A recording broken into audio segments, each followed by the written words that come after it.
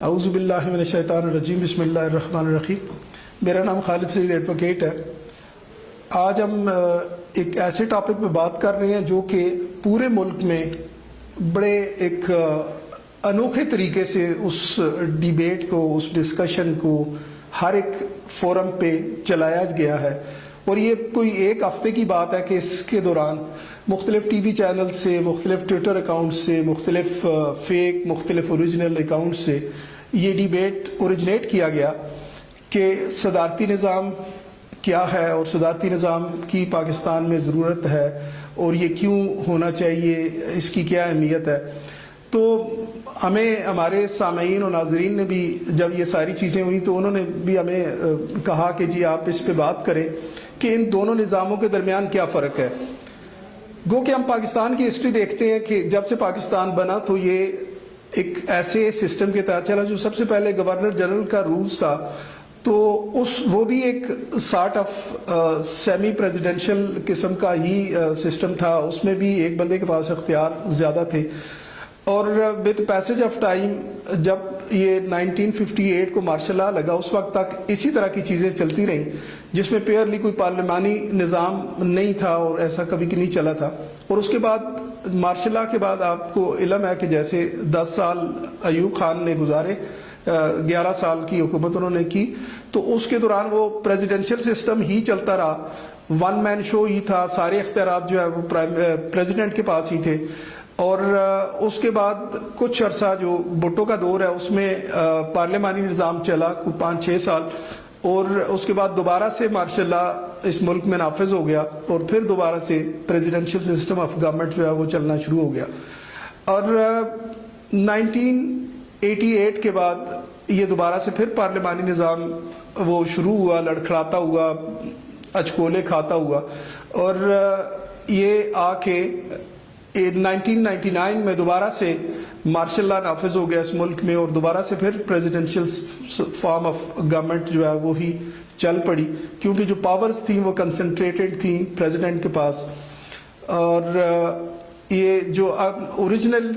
جو صحیح شیپ میں جو پارلیمنٹری سسٹم آف گورنمنٹ جو ہے اس ملک میں چل رہا ہے، اس کی ہم بات کر سکتے ہیں کہ وہ 2008 کے الیکشن کے بعد سے ایک proper parliamentary system of government جو ہے اس ملک میں چل رہا ہے۔ تو اگر ہم اس کے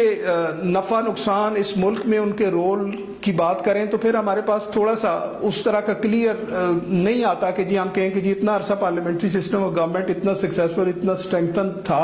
اور اس کے بعد وہ کتنا کنٹریبیوٹ کر سکا، اور پریزیڈنشل سسٹم آف گورنمنٹ کتنا کنٹریبیوٹ کر سکا۔ جہاں تک ان دونوں کے درمیان تقابلی جائزے کی بات ہے وہ یہ ہے کہ صدارتی نظام میں تمام اختیارات، خواہ وہ ہیڈ آف اسٹیٹ کے ہیں یا ایگزیکٹو پاورز ہیں، وہ ساری کی ساری صدر پاکستان کے پاس ہوتی ہے، یا جو بھی کسی ملک کا صدر ہے اس کے پاس ہوتی ہے۔ اور جبکہ پارلیمانی نظام میں جو پرائم منسٹر ہے وہ ہیڈ آف ایگزیکٹو تو ہوتا ہے، ہیڈ آف گورنمنٹس تو ہوتا ہے، لیکن وہ ہیڈ آف اسٹیٹ جو ہے وہ صدر ہوتا ہے، گو کہ وہ اگر سیریمونیل ہے یا جیسا بھی ہے، لیکن وہ ہیڈ آف اسٹیٹ کا عہدہ اس کے پاس ہوتا ہے۔ پارلیمانی نظام میں جو دوسری ایک بڑی واضح فرق ہے وہ یہ ہے کہ پارلیمانی نظام میں پرائم منسٹر جو ہے اس کے پاس وہ مقننہ کا بھی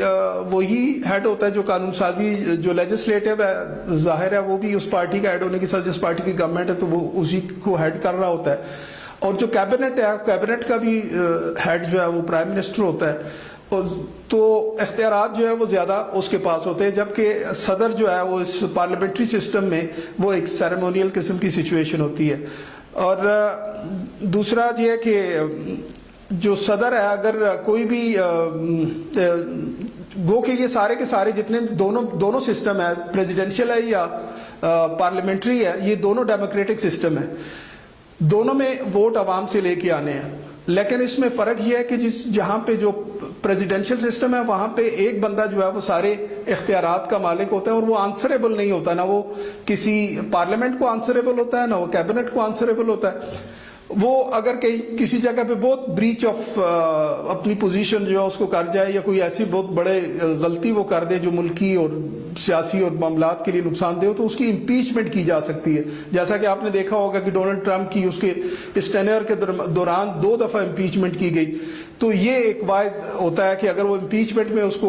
وہ ثابت کر دیں تو اس کو ہٹانے کے لیے کوئی بات کی جا سکتی ہے، ادروائز وہ اپنا جتنا بھی اس کا ٹینیئر ہے، جو بھی اس کا طے شدہ وقت ہے، اس کو پورا کرتا ہے. جبکہ پرائم منسٹر جو ہے وہ ہر وقت اس سچویشن میں ہوتا ہے کہ جو اگر کہیں قانون سازی کا پروسیس ہے تو اس کو اگر وہ اپنی پوری اسٹرینتھ نہیں شو کر سکتا، میجارٹی شو نہیں کر سکتا، تو دین ہی ول ہیو ٹو گو کہ اگین وہ جا کے ووٹ آف کانفیڈنس لے تاکہ یہ ثابت کرے کہ جی میری اسٹرینتھ جو ہے وہ پارلیمنٹ میں ہے، ادروائز اس کے خلاف نو کانفیڈنس موو کی جا سکتی ہے اور اس کو ریموو کیا جا سکتا ہے. صدارتی نظام کی ایک سب سے بڑی خوبی یہ بھی ہے کہ اس میں سیپریشن آف پاور ہے. کوئی بھی ایک دوسرے کے ساتھ کہیں ایگزیکٹو اپنا رول ادا کر رہی ہے، جوڈیشری اپنا رول ادا کر رہی ہے، اور جو ایگزیکٹو ہے وہ جس president as head of executive وہ اور اس کی نیچے ٹیم جہاں تک بھی ہے وہ اپنا سیپریٹ رول ادا کر سکتی ہے. کوئی بھی ایک دوسرے کے ساتھ، جس طرح پارلیمنٹری فارم آف گورنمنٹ میں وہی لیجسلیشن بھی ہے اور وہ بھی پارشلی طور پہ ایگزیکٹو بھی ہے، تو یہاں یہ ٹوٹلی سیپریشن آف پاور کی بات ہو جاتی ہے. تو ہوپ فلی یہ تھوڑا سا اس لحاظ سے بہتر ہوتا ہے. اور اس کے علاوہ یہ ہے کہ صدارتی نظام میں جس طرح میں نے پہلے بھی بات کی کہ اس کے پاس اتنے اختیارات ہوتے ہیں، وہ اتنا امپاورڈ ہوتا ہے، اور اس نے جو کابینہ سلیکٹ کرنی ہوتی ہے اس کے لیے وہ ضروری نہیں ہوتا کہ جو وہ اپنے الیکٹڈ ریپرزینٹیٹیوز جو ہے وہ جو لیجسلیٹو والے ہیں انہی میں سے وہ کوئی ان لوگوں کو سلیکٹ کرے as minister of different departments. تو وہاں اس کے پاس یہ پروویژن موجود ہوتی ہے کہ وہ ٹیم آف ایکسپرٹس جو ہے اس کو چن سکتا ہے کہ جو لوگ بھی کسی ایک فیلڈ میں، خواہ وہ فائنینس کا فیلڈ ہے، خواہ وہ ٹیکنالوجی کا فیلڈ ہے، خواہ وہ ایگریکلچر کا فیلڈ ہے، تو فیلڈ جس بھی ایریا کی بات ہوگی تو وہاں سے اس کا جو ایکسپرٹ ہے، جو بندہ اس فیلڈ میں جس نے بہت زیادہ کام کیا ہوا ہے اور جس کے پاس بہت بیک گراؤنڈ ایکسپرٹیز اس کے پاس موجود ہے، تو اس بندے کو چننے کے اس کے پاس اختیار ہوتا ہے اور وہ باؤنڈ نہیں ہوتا کہ جی انہی میں سے ایک بندے کو لے. اور اسی وجہ سے یہ ہے کہ وہ آنسریبل بھی نہیں ہوتا ہے ان میں سے کسی کو بھی. تو وہ اپنے مرضی سے لوگوں کو چننا، رکھنا اور ان کو ہٹانا یا جو بھی ان سے کام لینا ہے تو وہ اپنے فیصلہ سازی کے عمل میں فلی امپاورڈ ہوتا ہے. وہ کسی کے آگے اس کو کوئی مسئلہ نہیں ہوتا کہ جی وہ آنسریبل ہو. اس کے علاوہ یہ کہ جی پھر اختیارات کی کنسنٹریشن بھی اس کے پاس ہوتی ہے. اگر کوئی بندہ ایک اچھا پرفارم کرنا چاہے تو اس میں نو ڈاؤٹ کہ وہ اچھا پرفارم کر سکتا ہے، کیونکہ اس نے ٹیم اپنی مرضی کی رکھی ہوتی ہے اور وہ پھر یہ ثابت کر سکتا ہے کہ جی میں جو کچھ میرے اختیارات تھے، جو کچھ میرا کام تھا، جو میں نے کرنا چاہ رہا تھا، جب میرے پاس ایکسٹریم پاورز آئی، میرے پاس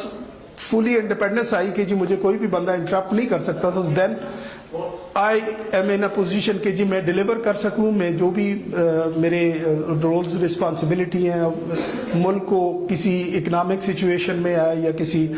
پولیٹیکل کرائسس میں آئے یا کسی اور طرح کے مسائل میں آئے یا انٹرنیشنل اس کی جو بھی پالیسیز ہیں اس میں وہ اپنا ایک واضح قسم کا رول ادا کر سکتے ہیں. تو ہمارے ملک کے لیے ہم سمجھتے ہیں کہ سب سے بڑی امپورٹنٹ چیز ہے کہ سب سے زیادہ لوگ ایسے کسی بندے کو لے کے آئیں کہ جس کے حوالے سے ان کو یہ اندازہ ہو، خواہ وہ فارم آف گورنمنٹ جو بھی ہوتی ہے وہ اس طرح کی اس کی انٹینشنز اور اس طرح کے اس کی بیک گراؤنڈ اور اس طرح کا اس کا آپ کو اندازہ ہو کہ جی وہ بندہ اس قوم کی جو اب ایک گمبھیر قسم کی سچویشن میں ملک اوورآل پھنسا ہوا ہے اس سے نکالنے کی صلاحیت رکھتا ہو. تو نو میٹر کہ جی فارم آف گورنمنٹ جو بھی ہے وہ ڈپینڈ کرتا ہے کہ جی بندہ کون ہے، مین بیہائنڈ دا گن کون ہے، وہ کس طرح کنٹریبیوٹ کرتا ہے، وہ کس طرح ڈیلیور کرتا ہے اور اس کی انٹینشنز کیا ہے اور کیسے ملک کے لیے کیا وہ سوچتا ہے اور کیا کر سکتا ہے. تو ناظرین آپ سے گزارش ہے کہ اگر آپ نے ہمارا یہ چینل سبسکرائب نہیں کیا تو اس کو سبسکرائب بھی کریں، لائک بھی کریں اور شیئر بھی کریں، اور اس طرح کی جتنی بھی معلومات ہیں تاکہ زیادہ سے زیادہ لوگوں تک پہنچ سکے. بہت شکریہ.